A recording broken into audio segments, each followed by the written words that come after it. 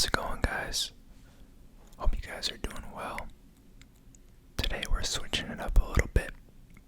Gonna be looking at a company that I invested in about a month and a half ago that's done pretty well. Kind of just wanted to talk about how the recent earnings call went. Kind of the thesis behind my idea, and just chat about it a little bit in general. I'm not giving advice on this stock. I'm not saying you should invest in this stock. I'm not a financial advisor. Do your own research and take everything I say with a grain of salt. You should consult a professional before you invest. Also, sorry if you guys can hear the rain outside. It's raining pretty hard right now, but hopefully that just adds to the video. But without further ado, today we're taking a look at CSX Corporation.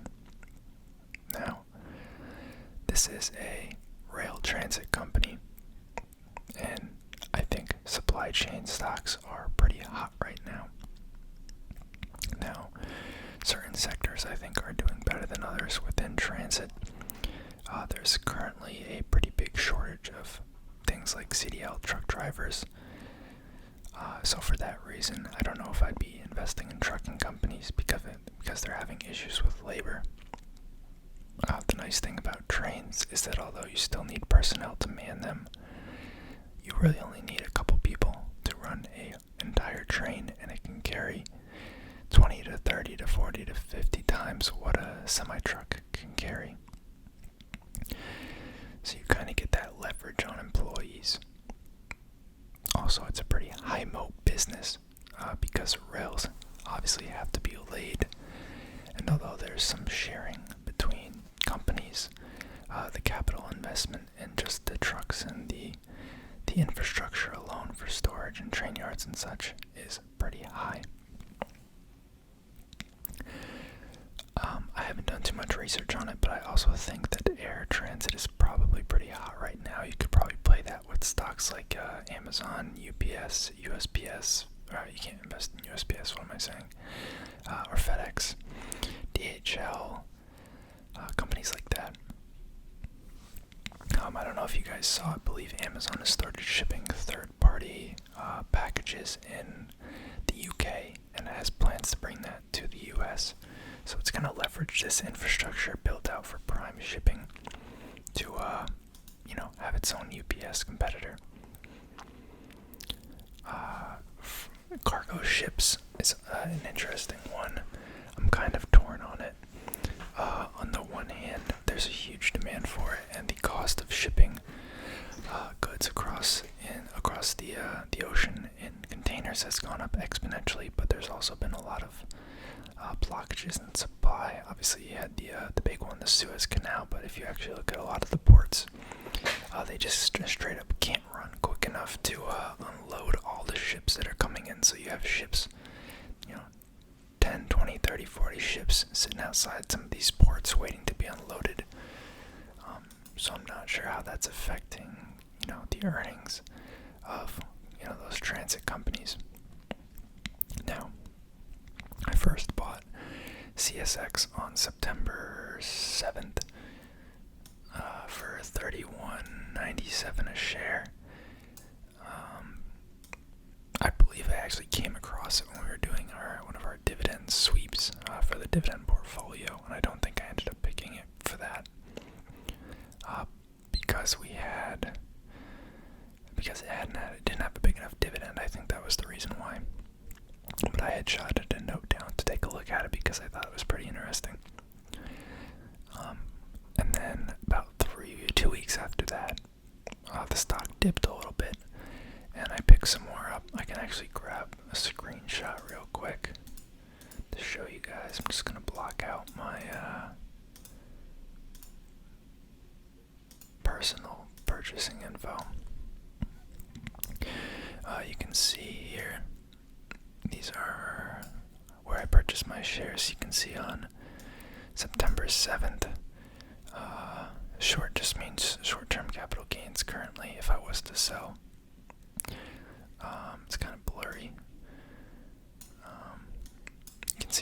basis of $31.97. It's up 11.6% from when I first bought.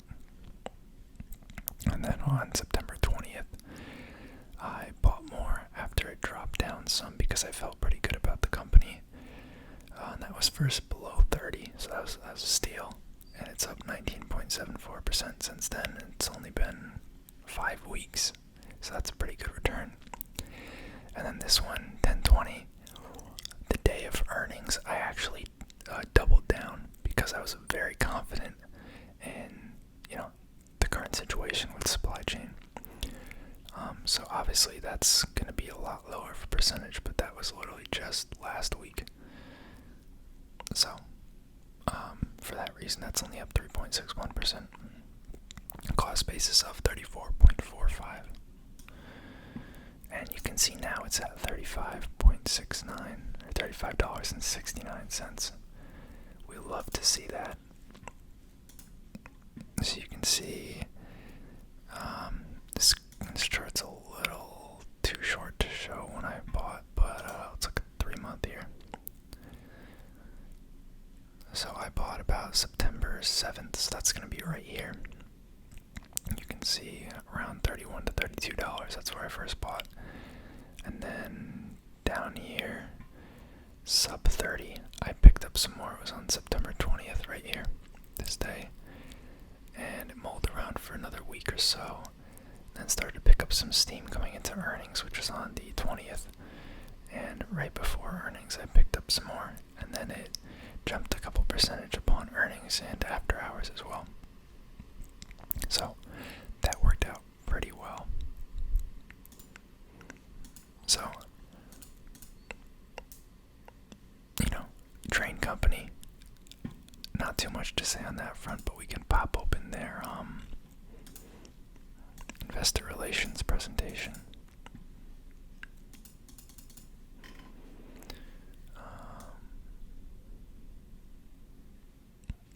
Here's our third quarter results. So this is what they released about a week ago. Net earnings of $968 million this quarter versus $736 million last quarter. Very substantial increase. EPS of 43 cents per share versus 32 cents per share same period last year. Very nice increase. They have a quotation here from the president and CEO about COVID's impact. Revenue also increased pretty big, 24%. Operating income up 26%. Let's get past these disclosures, get to the good stuff. So you can see labor expenses are up a pretty decent amount from year over year. That's to be expected. We're seeing some upward wage pressures. Oh, I also blew over this. This revenue increase, very, very nice revenue increase, 24% increase. We're seeing expenses increase here on labor. We're also seeing, I'm not sure what this purchased services field is, depreciation of their capital investments most likely, up very slightly, basically the same. Fuel cost, they mentioned this in the earnings call. Fuel cost has increased exponentially. That's kind of because oil was in the can last year, though, so that's kind of to be expected with the situation. Transport was even more locked down last year. Slight increase in rents and equipment costs. So their expenses are up about 23% as well. So although they're growing their revenue 24%, their expenses are also increasing. But their profitability did also increase by 32%, so they're widening their margins even though the revenue and expense difference isn't changing drastically. And that's why you can see here they had a 26% increase in operating income for the quarter.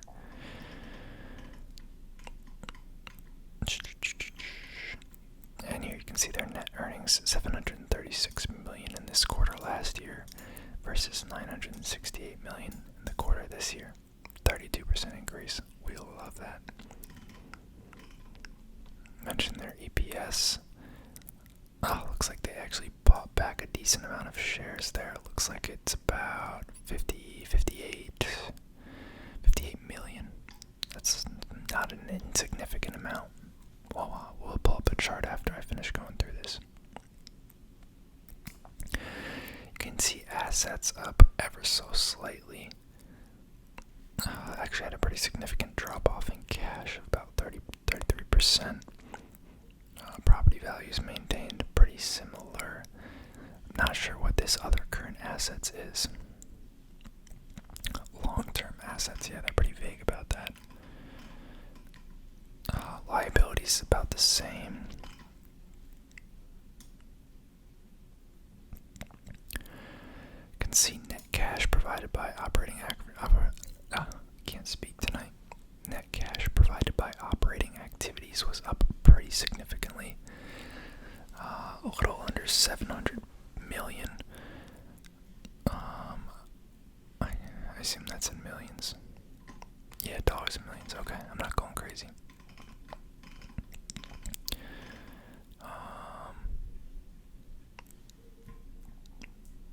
Pretty constant property additions.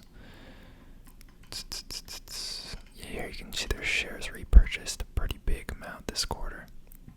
633 million in dividends paid. It does have a slightly above a 1% yield.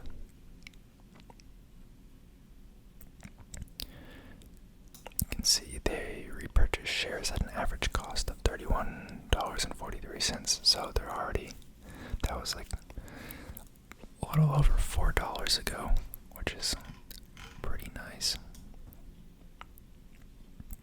They probably know better than anyone when their product is undervalued, when their stock is. Here you can see a breakdown by category of their individual business segments. We can see chemicals stayed about the same. Agriculture, I should say, chemical volume stayed the same, but revenue for it increased 10% year over year. That could be due to, they have more pricing power now with the higher constraints on supply. There's some manufacturing backups that they're trying to work through. They probably have more competition for people bidding for this capacity, so they're able to demand more pricing power. Agriculture pretty constant. Minerals up 13% revenue. Automotive down pretty significantly. It's probably due to chip shortages and the pretty big pop in used car market as a result. Forest products, I assume that's pre-processed and post-processed wood, up 11%. Metals was actually up huge, 30%. That's probably due to the construction boom that's going on right now. We see fertilizers surprisingly up 14% year over year in revenue, even though volume stayed the same. So overall, they saw a 6% increase in their cost that they charge their customer. Pretty nice. And then intermodal, I believe, is referring to multiple modes of transport. So where it's going from train to truck, I believe that's what that's referring to. Looks like they may have just started providing trucking services. Not too familiar with that. I should actually look into that. You can see a pretty big increase in coal shipments here, 39%. Wow. That's crazy. And overall, that's going to lead to a 24% increase in profits. In revenue, sorry.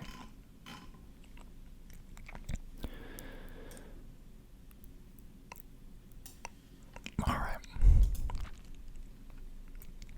Let's take a look at some of their stock information. As you can see, the revenue is a little cyclical here, but profitability is rather constant, so it's kind of smoothed out. And they're paying a dividend, which isn't going to show up on this chart here, but it's about 1% and pretty well covered by the growing EPS. You can see they're pretty steadily buying back shares. Back in 2006, there was about 4.8 shares. Now there's about half that. So, you really like to see companies that are aggressively buying back shares. Look at that. Every single quarter, pretty much without hesitation.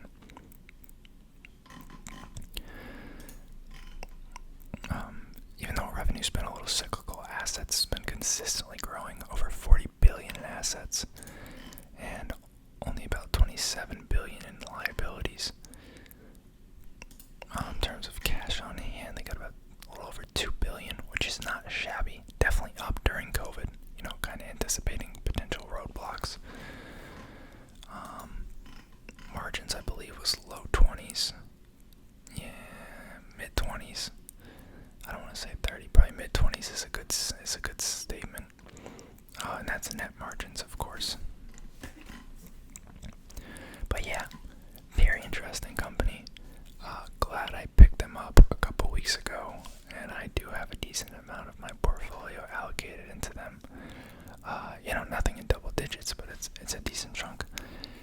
So wish me the best going forward. Hope you guys have a good rest of the night or day whenever you're watching this. Drop a comment down below if you guys want to see anything different from what I'm putting out. Give me some feedback. Otherwise, have a good night, guys.